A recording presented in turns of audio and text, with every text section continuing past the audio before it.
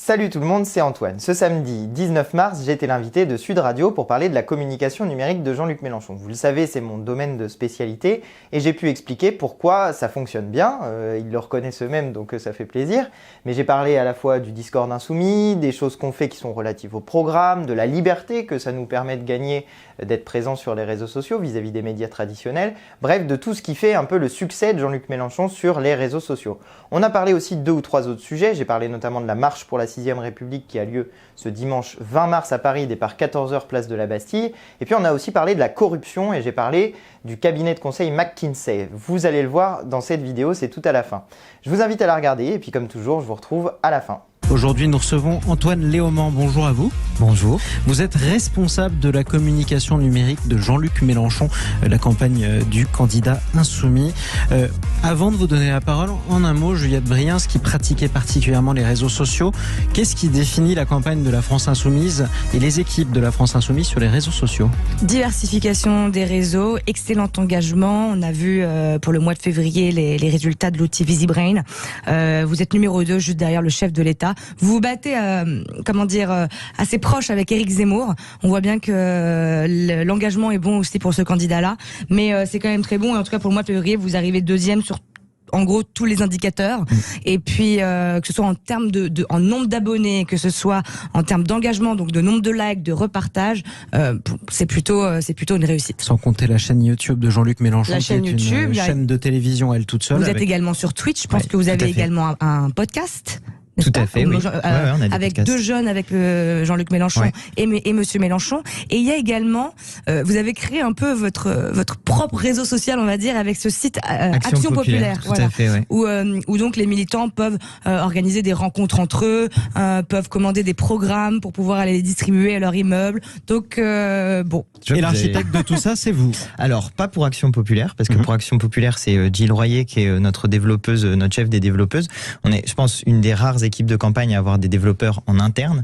Il y a une équipe de 6 ou 7 personnes qui travaillent au développement de ce réseau social Action Populaire, qui permet en fait, comme vous l'avez dit, d'organiser l'action de terrain, de se rencontrer entre insoumis, de créer des groupes d'action. C'est un peu le même fonctionnement que Facebook, mais tourné vers l'action politique. Facebook ou Mythique, c'est presque aussi un site de rencontre. Vous savez, il y avait quelqu'un qui avait créé Insoumitique à un moment donné, ce qui nous avait bien fait rigoler. Mais effectivement, ça peut être aussi un petit outil de rencontre. C'est pour ça que je vous compare à Éric Zemmour, pardonnez-moi. C'est parce que vous avez aussi en fait des militants qui ne font pas partie de l'équipe officielle. Vous en avez beaucoup qui font pour vous des mèmes, qui font pour vous des petites vidéos très virales sur les réseaux sociaux, qui font des choses drôles comme Insoumitique. Et ça aide. On a le Discord insoumis qui s'est monté en fait dans la campagne de 2017. On rappelle ce que c'est que le Discord insoumis. C'est en fait une plateforme. Discord, c'est une plateforme qui normalement sert d'échange surtout pour les jeux vidéo. C'est une plateforme de messagerie instantanée en réalité, mais qui sert d'échange normalement pour le jeu vidéo. Et il y a des gens qui ont décidé d'utiliser cette plateforme pour faire de l'action politique. Ils l'ont fait déjà en 2017. C'est eux qui avaient notamment créé le jeu Fiscal Combat. Je ne sais pas si vous vous souvenez, le jeu dans lequel Jean-Luc Mélenchon secouait des milliardaires pour récupérer l'argent du peuple. Et qui, dans cette campagne également, sont en train de monter un certain nombre de choses. Ils ont travaillé notamment une application de porte-à-porte. Ils ont travaillé à la publication du site laec.fr, laec.fr, qui est notre programme mis en ligne, mais mis en forme d'une telle manière que c'est génial. Ils ont travaillé aussi à un outil qui permet d'aller chercher dans les vidéos de Jean-Luc Mélenchon, si vous tapez un mot-clé genre écologie et pouf, vous tombez sur toutes les vidéos de Jean-Luc Mélenchon qui sont sur ce thème-là. Donc vraiment, ils font un travail qui est exceptionnel, qui est énorme et qui est très utile pour la campagne. Mais c'est décentralisé en fait. C'est totalement décentralisé. C'est pour ça que ça fonctionne énormément. C'est parce que en réalité, Jean-Luc Mélenchon dit souvent n'attendez pas les consignes. Ces gens-là se sont emparés de cette consigne. Ils n'ont pas attendu les consignes et ils ont créé des choses qui sont extrêmement utiles pour nous. Mais pour ça, il faut aussi qu'ils soient nombreux pour que justement ça fasse boule de neige. Est-ce que l'activité de la France Insoumise sur les réseaux sociaux est pas due aussi au fait que l'électorat insoumis est en moyenne plus jeune que les autres électorats et donc du coup, le militant insoumis est clairement en moyenne plus jeune que le militant zemmourien ou alors le militant LR. Par la force des choses, vous tapez juste. Effectivement, quand des gens ont plus l'habitude d'utiliser les réseaux sociaux parce qu'ils sont plus jeunes, ils vont le faire davantage. Après, il y a aussi l'antériorité, c'est-à-dire que Jean-Luc Mélenchon, ça fait longtemps qu'il s'intéresse aux réseaux sociaux. Et même, j'ai pour habitude de dire que chaque fois qu'il y a quelque chose de nouveau, Jean-Luc, il est dessus. Quand c'était l'époque des Minitel, il a fait le Minitel. Quand c'était l'époque des radios libres, il a fait des radios libres. Il a d'ailleurs été le premier employeur d'Arthur.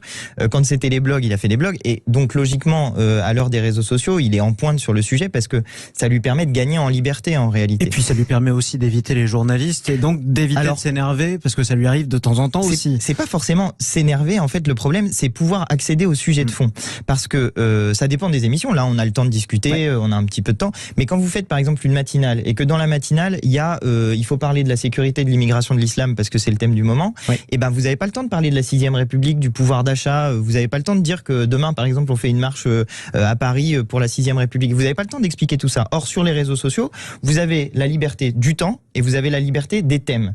Et ça c'est ce qui est très utile pour nous parce que les gens qui nous suivent depuis longtemps, en réalité, ils ont pu voir que Jean-Luc Mélenchon, il défendait un programme. C'est ça qui fait qu'on est très fort sur les réseaux sociaux, c'est que vous allez chercher, vous tapez Mélenchon plus n'importe quel mot-clé, écologie, international, Russie. On a une heure de... Vous avez de la vidéo de Jean-Luc Mélenchon sur le sujet qui parle de ça. Et question importante quand même, parce que sur les réseaux sociaux, notamment les réseaux sociaux politiques, on a le sentiment que ceux qui veulent se renseigner sur, par exemple, Mélenchon 6e République ou Mélenchon écologie, sont des gens qui sont déjà des sympathisants. Ils hésitent au maximum entre Fabien Roussel et Jean-Luc Mélenchon. Pas forcément. Et il y a un outil qui est assez sympa pour regarder ça, c'est Google Trends, qui permet de voir quelles sont les recherches qui sont effectuées sur Google par des gens. Ça centralise toutes ces données-là. Et on peut voir que quand il y a des prises de parole de Jean-Luc, notamment dans les médias, quand il y a des choses comme ça qui se produisent, ça crée de la curiosité et des gens vont aller chercher de l'information. Nous, notre but, en réalité, c'est que quand les gens cherchent de l'information sur nous, ils tombent sur du contenu qu'on a produit nous. Parce que s'ils tombent sur notre contenu, on sait que ça sera des choses de programmatique, des choses de fond, et qu'ils vont pouvoir avoir accès à un certain nombre d'éléments de notre programme. C'est ça notre but, c'est de convaincre les gens sur la base d'un programme. Et justement, je vais même plus loin que ça.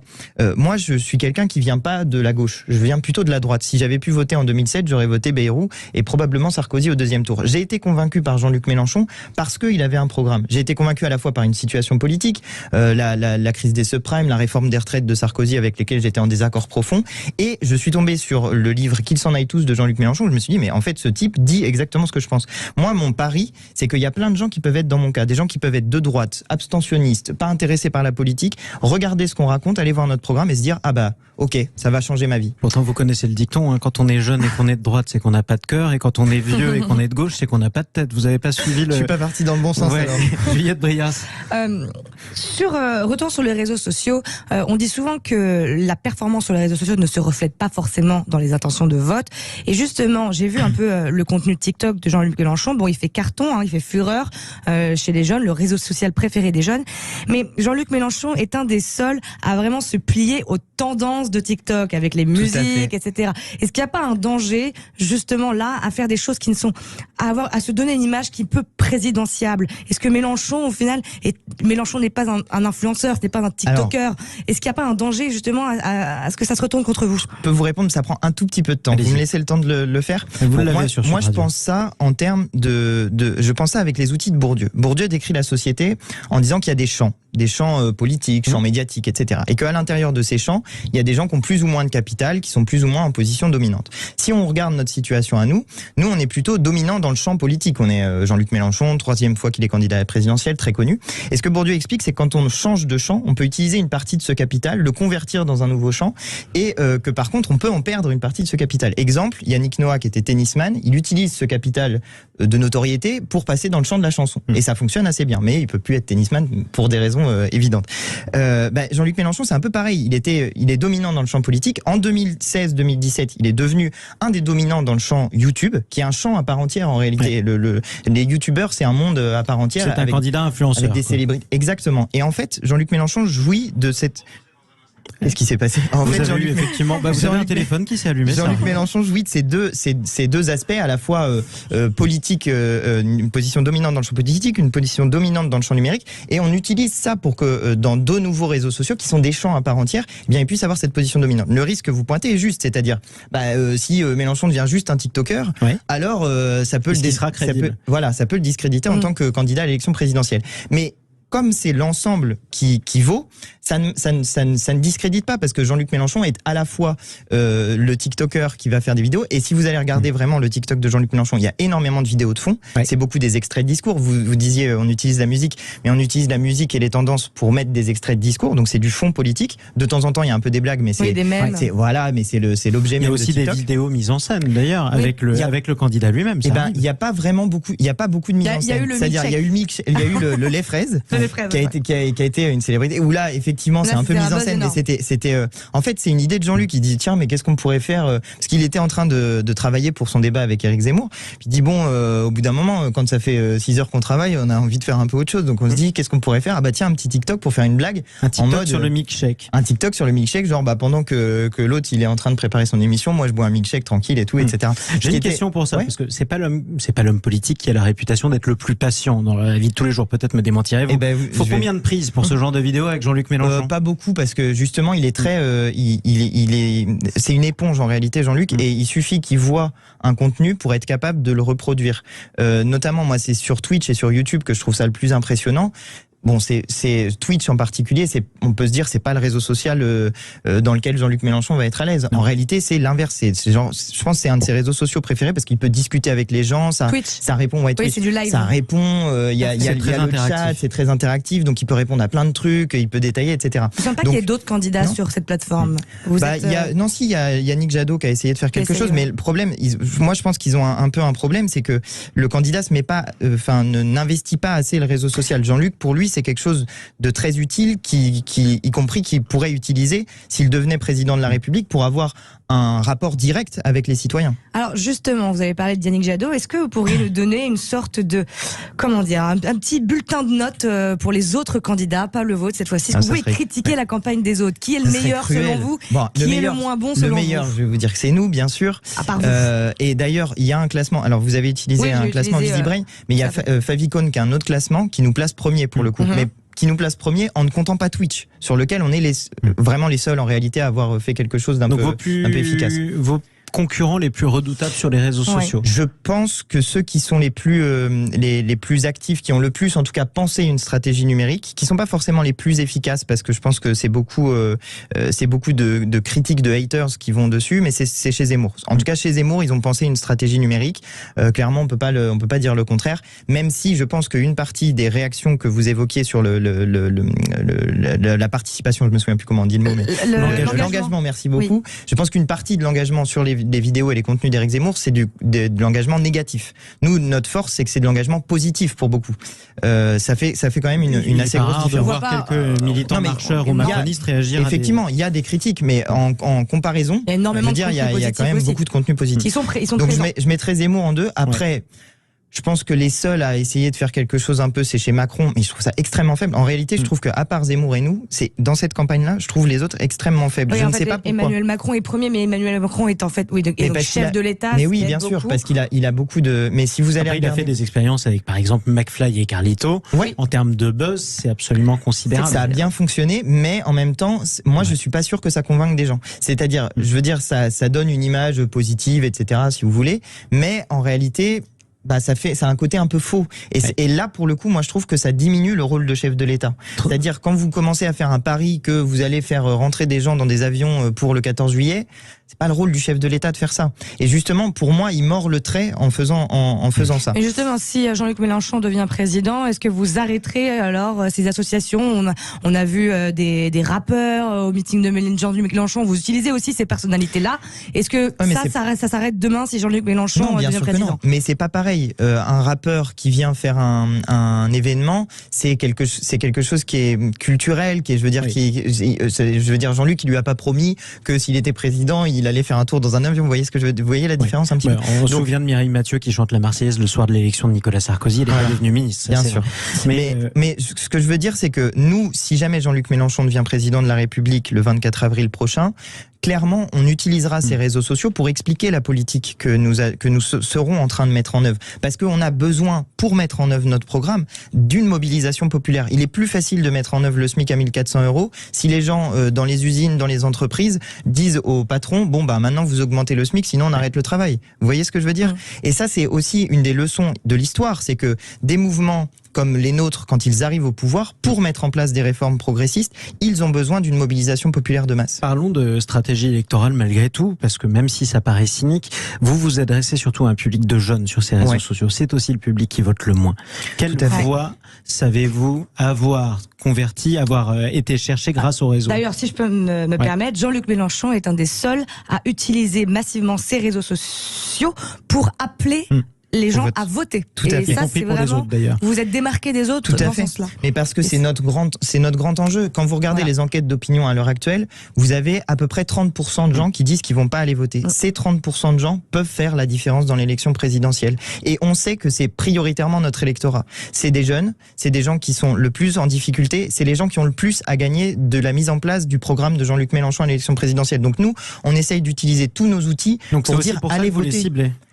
On cible les abstentionnistes. En fait, on cible pas spécifiquement les jeunes, c'est-à-dire on fait pas du jeunisme, on va pas aller juste parler de par exemple l'allocation d'autonomie à 1000 € par mois qui concerne les jeunes. On va parler aux jeunes de tout, de l'agriculture, de la 6ème République, de l'augmentation du SMIC, de la retraite à 60 ans, parce que un programme pour une élection présidentielle, c'est un programme qui concerne la population tout entière. Donc, y compris quand vous êtes jeune, vous pouvez avoir un intérêt à vous dire tiens, oui, effectivement, qu'est-ce que ça va être la retraite de mes parents, qu'est-ce que ça va être le salaire de mes parents, qu'est-ce que ça va être la politique écologiste qui va être mise en place dans le pays. Au niveau des institutions, qu'est-ce qu'on va avoir? Parce que là, juste un mot sur ça, mais il y a aussi beaucoup de gens qui ne vont plus voter parce qu'ils n'ont plus confiance dans les institutions. Ils se disent les politiques c'est tous les mêmes, tous des pourris, tous des voleurs, tous des vendus, etc.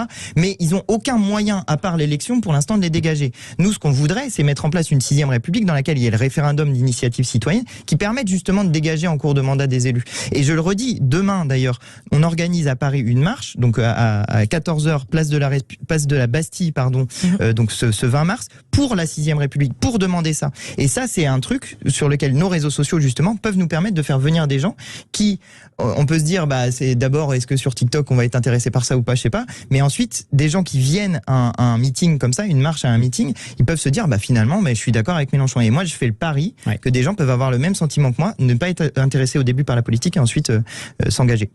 Dernière question, on a reçu il y a une vingtaine de minutes, un haut magistrat qui lance une campagne contre la corruption en France. Il a adressé à tous les candidats un questionnaire sur les mesures qu'ils s'apprêtent à prendre, ces candidats-là, contre la corruption. Vous n'avez pas encore répondu comme les autres candidats. Est-ce que vous allez relayer le message?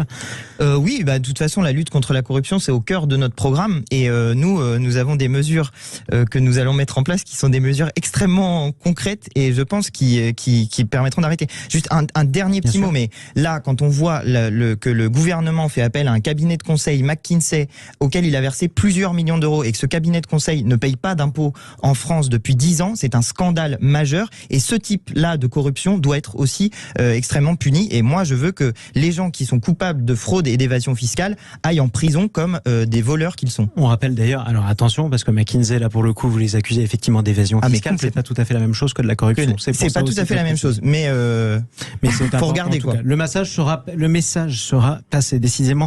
C'était la journée des lapsus. Merci beaucoup Antoine Léaumont. Merci à vous. Voilà, c'est la fin de cette vidéo. J'espère que ce que j'ai dit vous a plu, vous a intéressé. Si c'est le cas, je vous invite à vous abonner à ma chaîne en n'oubliant pas de cliquer sur la petite cloche pour recevoir des notifications. Je vous invite aussi à partager cette vidéo sur les réseaux sociaux, à mettre des petits pouces bleus.